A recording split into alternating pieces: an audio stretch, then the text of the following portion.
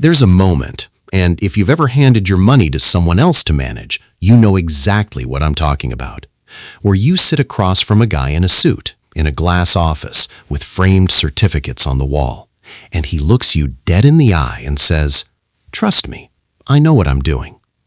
And you do trust him, because what else are you going to do? I did the same thing. And for years, I thought that's just how investing worked. You find someone smarter than you hand them your money, and they make it grow. That's the deal. That's the system. Except the system was broken, and nobody was telling us. Wall Street, for most of modern history, was run by a specific kind of person. You know the type. Expensive suit, nice watch, ego that could fill a stadium. These were the Gordon Gekko types, the Jordan Belforts, the guys who'd look at a stock, feel something in their gut, and call it a strategy. And honestly, for a while, it worked. Not because they were geniuses, but because the market was slow. Information moved like molasses. If you knew something before the next guy, you had an edge. And these guys had access to things regular people didn't. So they told stories. The management is strong. The balance sheet looks clean. This stock feels cheap. That last one, the stock feels cheap, is just astrology for men who wear cufflinks, but nobody called it that.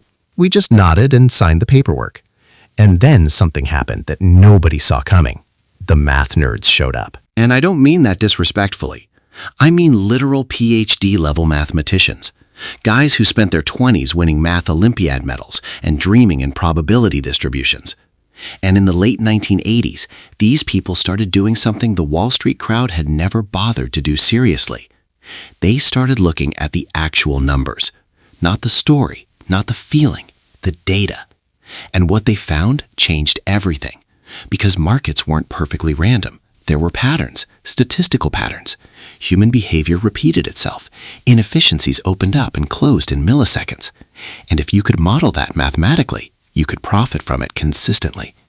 That was the birth of quantitative investing.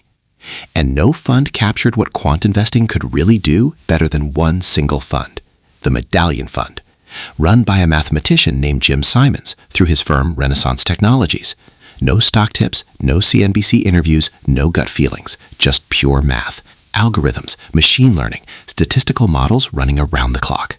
And the results were almost incomprehensible. For over 2 decades, the Medallion Fund generated more than 60% annualized returns before fees, around 39% after fees. To put that into context, Warren Buffett, one of the greatest investors who ever lived, averaged roughly 19% annualized returns over his career. If you invested $10,000 with Buffett and let it compound for 20 years, you'd end up with around $324,000.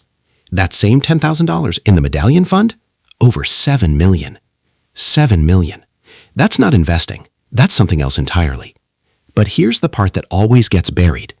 While the quant funds were quietly changing the game for institutions and ultra-high net worth investors, something very different was happening for regular people. Study after study started coming out showing that roughly 90% of active fund managers, the suit and tie guys charging you fees to manage your money, were actually underperforming their benchmark indexes over long periods of time. Not just in bad years, consistently, year after year after year. And when you factor in the fees they were charging you on top of that, the math got brutal. So people started asking a really simple question. Why am I paying extra to lose? And that question opened a door. Because if most professional stock pickers couldn't beat the market, why not just buy the whole market? Low-cost index funds, ETFs. Stop searching for the needle. Buy the haystack. And millions of everyday investors did exactly that. Meanwhile, institutions were doing their own version of the same thing, pulling money from traditional active managers and redirecting it toward quant firms, private markets, and in-house teams. The traditional financial advisor role, the Gary with the laser pointer explaining beta on a whiteboard, started quietly dying. Capital flowed out, fees compressed, entire careers evaporated. But here's what nobody talks about enough. Even as this was happening, there was still real demand for the operational side of investing. The boring stuff. Rebalancing your portfolio, tax optimization, asset allocation, The maintenance work that actually matters over time, but that most people genuinely don't want to do themselves.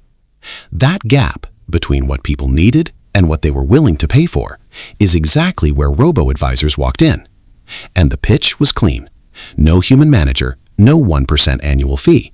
Automated platforms like Wealthfront and Betterment would handle the whole thing for a fraction of the cost. And it worked. 10 years ago, Wealthfront had about $2 billion in assets under management. Today, that number is over $80 billion. Globally, robo-advisors managed around $187 billion in 2017.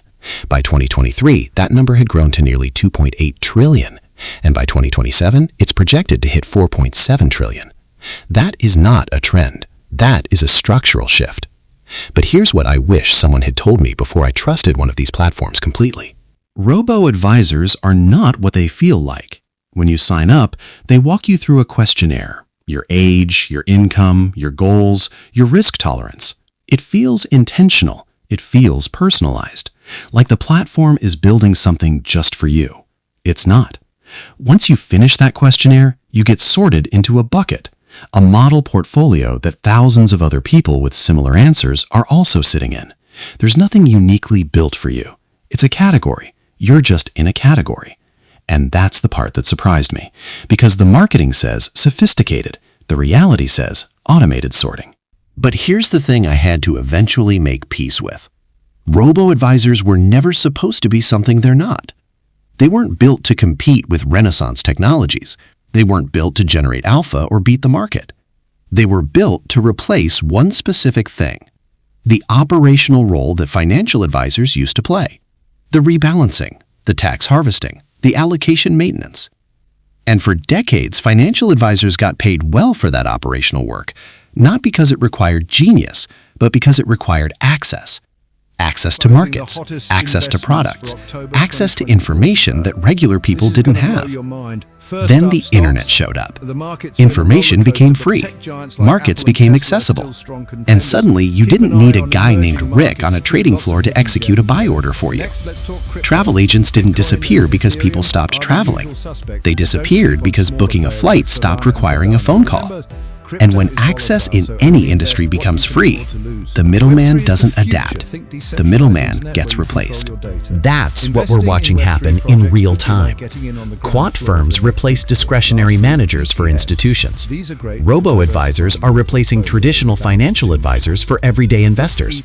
And index funds replace the idea that paying more for someone's opinion made any sense.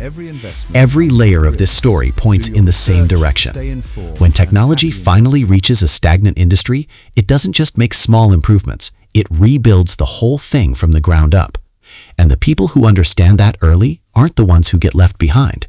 They're the ones who were already positioned before everyone else realized what was happening. That's the real lesson here.